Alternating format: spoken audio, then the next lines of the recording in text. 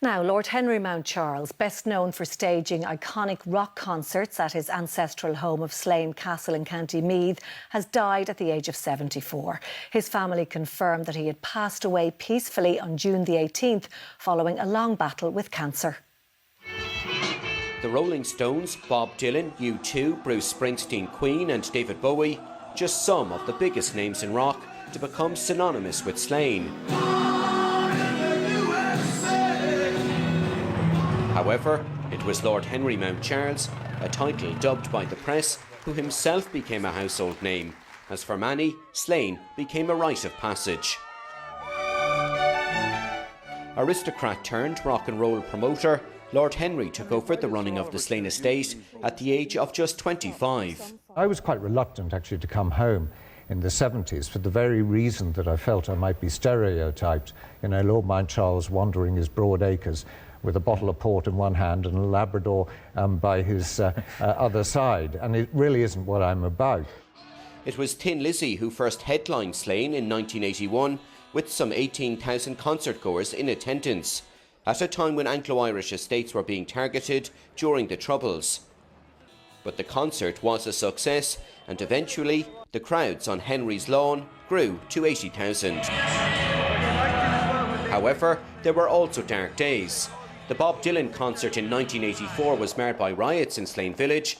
When you have 50 people drunk out of their mind with too much liquor, and it just got out of hand. It was appalling.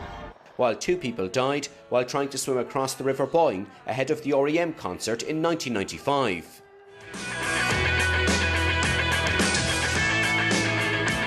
In 1984, U2 recorded their unforgettable Fire album at Slane Castle, but 7 years later, an actual fire almost destroyed the castle.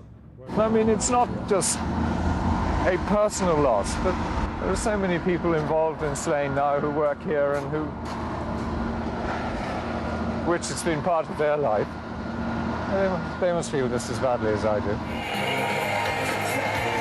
Other acts to have taken to the Slane stage include Robbie Williams, Bryan Adams, Madonna, Oasis, the Saw Doctors, Eminem and Metallica, just to name a few. Seeing your grandchildren rocking is something special.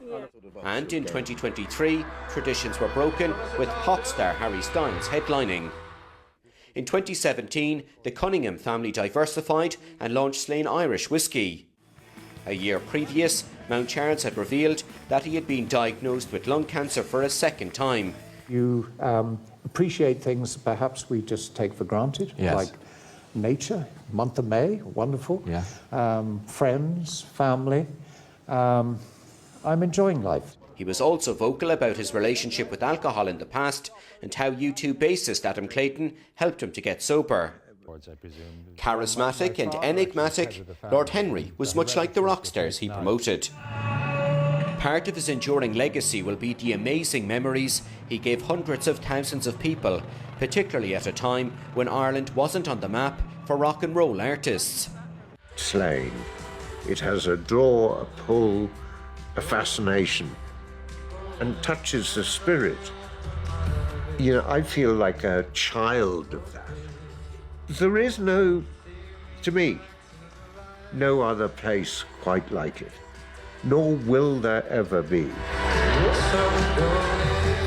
Initially married to Juliet Kitson, he's survived by his wife, Lady Iona, and 4 adult children, Alexander, Henrietta, Wolf and Tamara.